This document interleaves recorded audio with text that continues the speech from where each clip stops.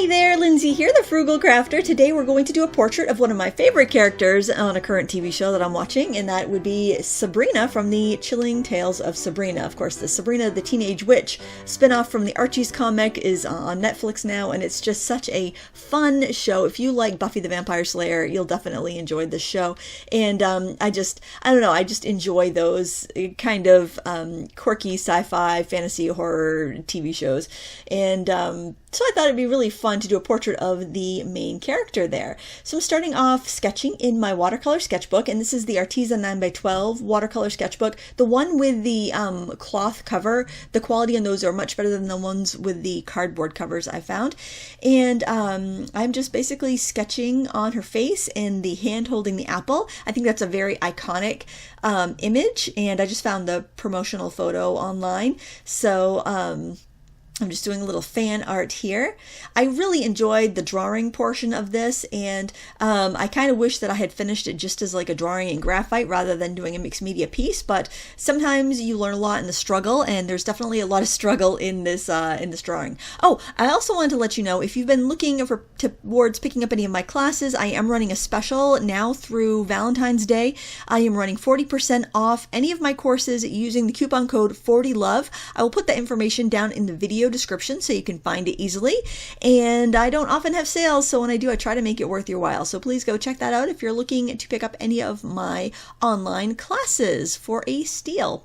So I am still puttering away on the sketch here with my col erase pencils, mainly because I like it when my lines can just kind of like disintegrate into my my work. And I know the col erase pencils, it's not waxy enough to make watercolor resist, and it's also not waxy enough to damage my alcohol markers, and I wasn't really sure what I wanted to use. That's why I'm using the watercolor paper, the watercolor sketchbook, because I figured I can do a color pencil, it's toothy enough, I can do some watercolor, I can do some markers. I just kind of, I don't know, I was having a really tough time deciding what I wanted to work in, what media I wanted to work in, so I was trying to choose something that I would have the most versatility with, but as you're going to see, this is not the paper for alcohol markers unless you want to work on top of other mediums where it seals the paper a little bit first, because this paper is way too absorbent for alcohol markers. But hey, I will put in the practice and the experimentation so you can learn from my mistakes, but I always think it's fun to experiment with what you have and find out what works best for you. So as you can see, I'm drawing upside down, and this is something I do a lot if I'm doing a portrait or anything symmetrical, because I can really see if I have something lopsided when I have my picture flipped upside down. And I actually flip my reference photo upside down too on my computer, so it just kind of it helps me out, because it's difficult to do a likeness, and I honestly don't feel like I got a very good likeness on this piece, so that was kind of a bummer. I feel like I aged the actress quite a bit. Instead of her looking like a teenage witch, she looks like a 30-year-old witch. But whatever. You know, I did my best, and I probably should have abandoned it and started over. But I'm kind of stubborn, and I just kind of like to push through. I don't know. I'm sure it's a bit of a vanity thing. It's like I don't want to have, even though it's just a sketchbook, I don't like to have like a really bad picture in my sketchbook for all eternity. It's like I want to push it through and make something of it.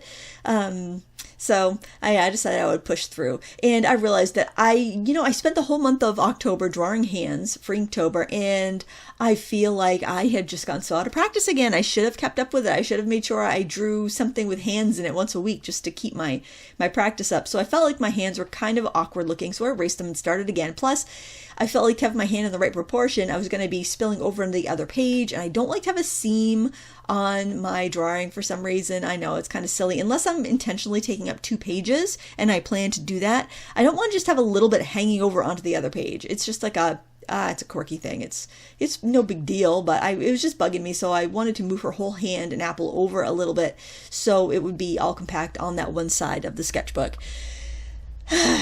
Yeah, so I was getting a little annoyed at the beginning of this drawing, but actually looking back, I don't think my sketch was that bad. It was all right. You all just kind of like get frustrated, I think, when you're working on something and you have it in your mind, you have the finished product in your mind, and you're thinking, it's going to be so whimsical and pretty and ethereal, and then when you're drawing it, it's like, oh, it's so gaumy and what a hot mess, and it's just so awkward looking. But I think all art goes through that awkward phase, so just, just keep the faith, guys. So I decided I would use a bunch of Arteza products today because I was using the Arteza paper, and oftentimes I find that when I use the medium for like a product, when I use like their paper and their markers and their like the same company's products, a lot of times they just work really well together because they've designed them to work really well together. I really liked going into that kind of golden green for the eyes and the undertones on the hair and some of the shadows. I thought that worked really well. And then I was going with some red for the apple, and I was starting to realize that, oh, this paper is really absorbent, and that's why you'll see me kind of peeking underneath. I'm like, I bet this is bleeding into the next page. It didn't bleed onto the next page. It did go to the back, but it's like I wanted to just throw down some really strong color right off the bat to kind of break that page a little bit and make me a little bit braver. As like sometimes when you do a drawing, you're like, oh, this drawing is so good, it's so precious, I don't want to mess it up by painting. So by going in with that kind of strong color, you kind of get rid of the preciousness of it. But here, as I was laying down this base of the skin tone, I was realizing that this paper is not really well suited for markers. It's so absorbent. I just feel like my marker's going dry like as soon as I touch it to the paper.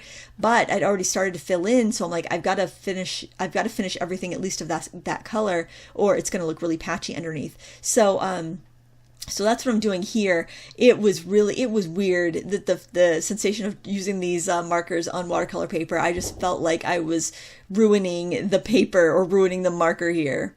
The marker actually got little bits of either paper or little bits of the fiber from the marker. I'm not sure, but there were crumbs on the paper that I had to dust off, which you could see me doing with that big brush there. So I decided I would go with some watercolors, and rather than using my Arteza watercolors, because I knew I would have the colors in the tubes, but I didn't have everything in my tubes squeezed out, so I thought I would just grab this Jane Davenport watercolor palette because it's good for using with mixed media, and I just knew I could kind of soften everything and neutralize my colors a little bit with it. And yes, you could definitely use any brand of watercolors you like. It was just handy because I had all these neutrals in this small palette, and that my table isn't very big where I've been working here. This winter, I'm working at the bench that I've shown you in my workspace tour. It's not very big. I've got maybe like an 18 by 24 inch space to work, and I couldn't fit a really large palette or a ton of supplies out, so I had to be really careful with what I have out on my table, and I knew this piece was going to be really getting into some serious mixed media, and I wanted to kind of conserve my space as much as possible. I'm not sure if this palette is still available or not because it was from the American Crafts release, but if I can find it, I'll link it up below. If not, you can use whatever watercolors you like. I mean, I'm using kind of like Naples Yellow, Yellow Ochre, Jaune Brilliant, burnt sienna, probably a little burnt umber, a little ultramarine blue, basically just to mix up some neutral tones. And if you have convenience mixes, obviously use those. Some of those are convenience mixes in there. And I'm just trying to lay down some color. It looks really awful and patchy right now, and I seriously was considering just chucking it. But you know, it honestly helps that I've seen some other people do mixed media portraits. I'm thinking in particular of Tam from Willowing. She does a lot of mixed media portraits, and the skin, when she ends up, her skin is so flawless and pristine and beautiful, and where she starts off to where she ends up, it's very nice to see her work because you get to see that progression of kind of a patchy hot mess to this beautiful porcelain, complexions that she gets on her character. So I decided I would kind of stay the course and see what I could do here, because I didn't want to start over, and I've already used this page in my sketchbook, and I didn't want to have a messy sketchbook. So now what I'm doing is I'm using some colored pencils, and these are the Arteza colored pencils.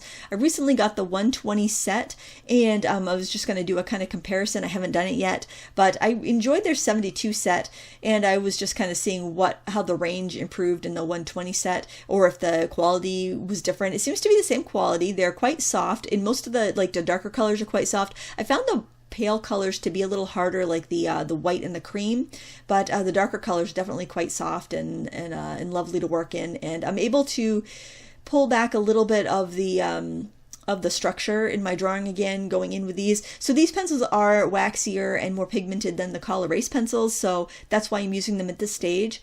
If I went in with the Col Erase pencils at this point, I wouldn't be laying down enough to really stand out on all the other medias. So I kind of work just like oil painting, in a fat over lean rule where you put your leaner stuff down first, which would be like the hard color erase pencils, not very waxy, then like watercolors and markers, stuff that you can easily layer on top of. And then I would be using, your pencils like pencils or pastels, things like that on top.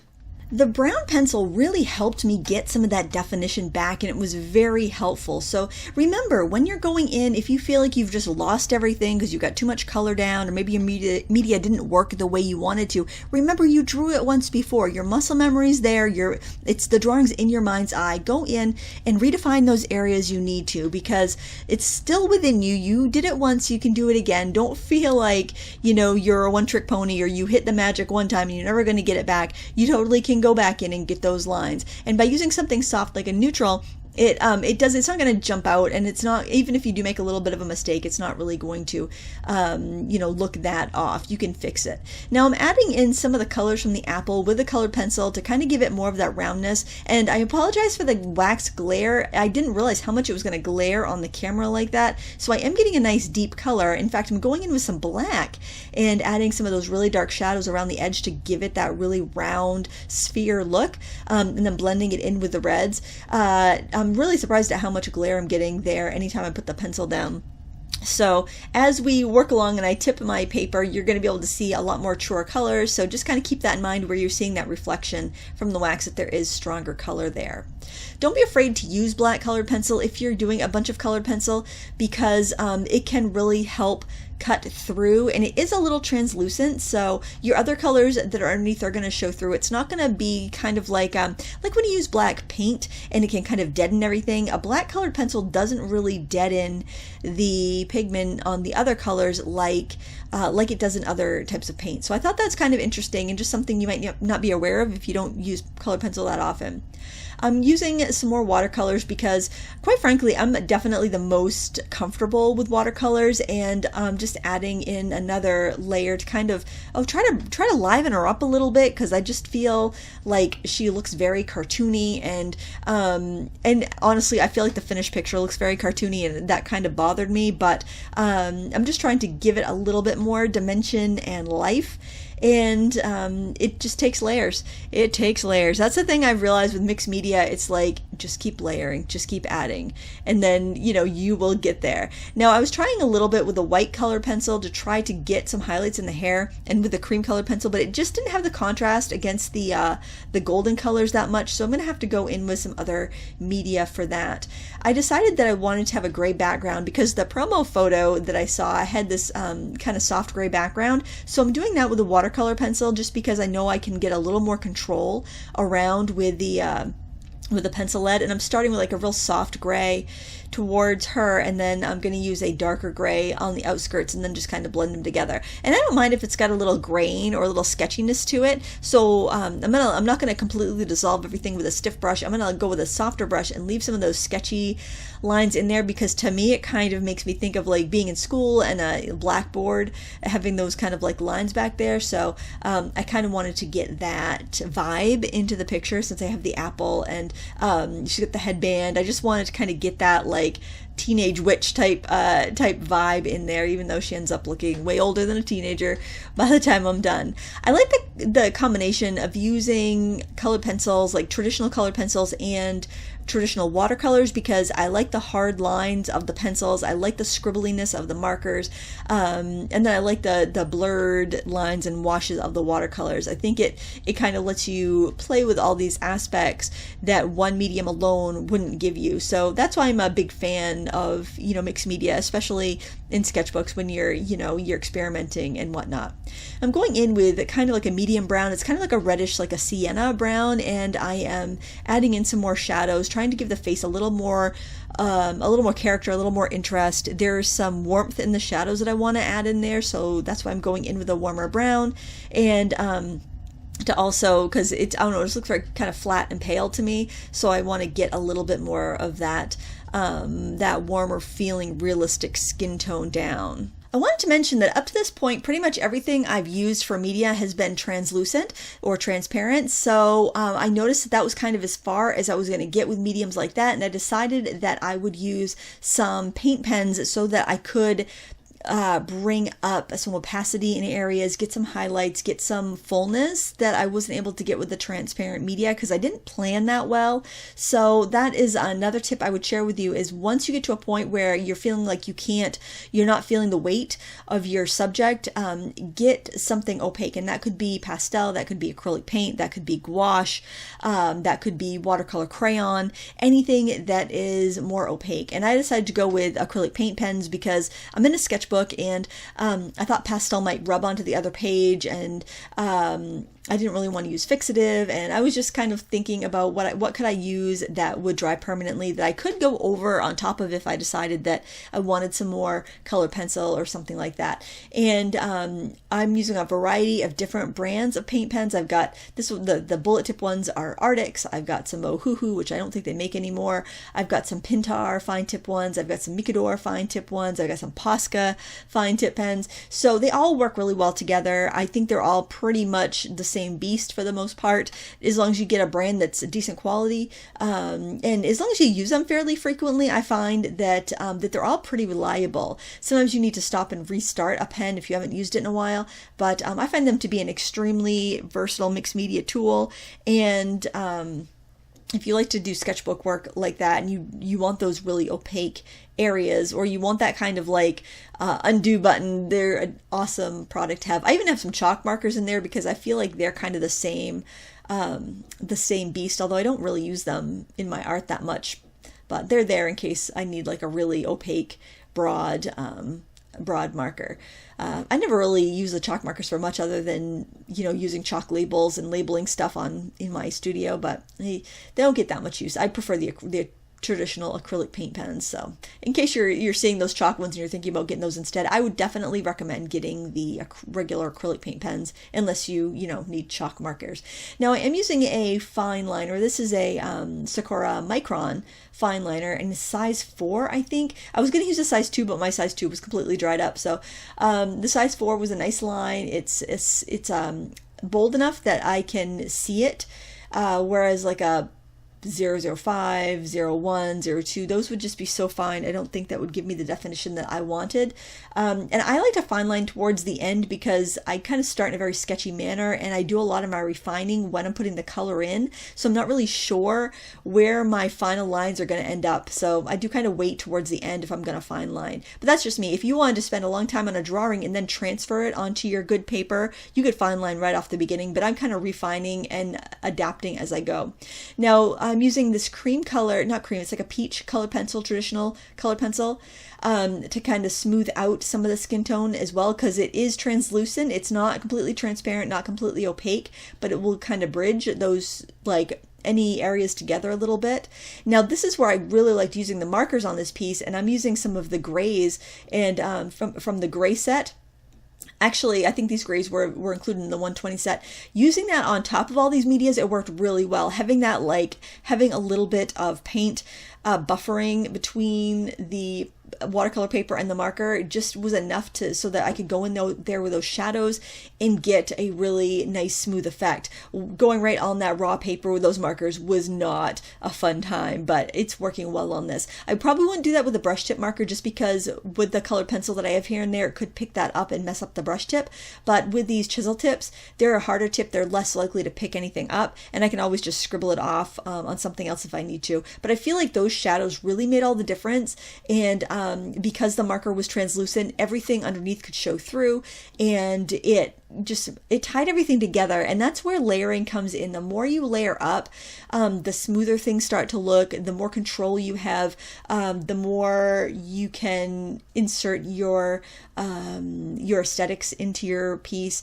And that's kind of where the pushing through kind of pays off. And then you start to feel like all that struggle has been worth it, because now you're starting to get what you've been looking for. Now I messed up the mouth, and I realized that I think it was on one of the paint layers, I really over exaggerated the Cupid's bow, and it makes her look like a cartoon or a caricature, and that really irked me. But at this point I'm like, no, I'm gonna see it through. I'm gonna push it and see what I can get done here. And here I'm layering up with the Arteza markers, and I put a swatch, like I just swatch it out on marker paper and tape it to the marker too, because sometimes it's just quicker to see that than to try to find my swatch on my marker paper.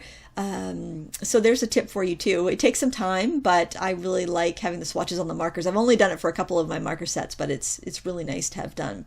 And it's starting to come together. I'm really starting to enjoy the way it's looking. For the sweater, I am layering up marker and paint pen, and I did the first layer with watercolor. I have some colored pencil in there. So just keep layering and see what you can get. And, you know, you'll figure out what works well for you. And then if I use a color in one place, I try to use it elsewhere in the picture so it doesn't look out of place. So that sweater color I used on her lips and on the apple, just to make sure that that I was carrying that color through and harmonizing everything. I did add some more browns and greens to her eyes because I wanted to get that kind of like glowy hazel color that she has, that her eyes are. It's kind of not really like a brown, it's more of like has a green undertones, and it's kind of like hazily, and I wanted it to have that kind of luminosity that I could see in the photo. And I'm just kind of fussing around now, like adding lines, adding little bits of shadow, nothing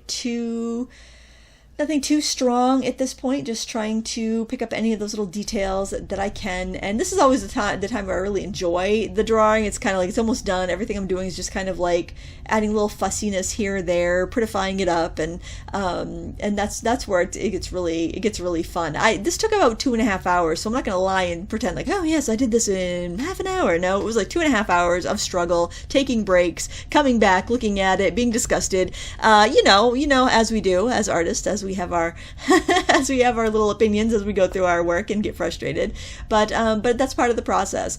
And I think this is going to be one of those pictures that I look back in a couple weeks when I'm flipping through my sketchbook. I'm like, oh, that's not so bad, because like the whole time I was like, I can't even use that this week. It's so bad. I was getting so frustrated. But now as I look back at it, I'm like, it's not that bad. It's fine. It's a part of the process, right? It's part of becoming who we are as artists. So, just push through and you'll appreciate it someday. Remember, if you want to check out any of my courses, I have a 40% off sale going on in my Teachable School. Use the coupon code LOVE40. So after you add a class to your cart, there's an add coupon button on the checkout page. You click on that. You type in 40LOVE, that's the coupon code 40LOVE. Check the video description, I'll have it typed out, and you will see your discount appear before you pay, so don't worry about that. Thank you so much for watching. Please give me a thumbs up before you go, and I will link all of the products I used also down in the video description for your convenience. Thanks for watching. Until next time, happy crafting.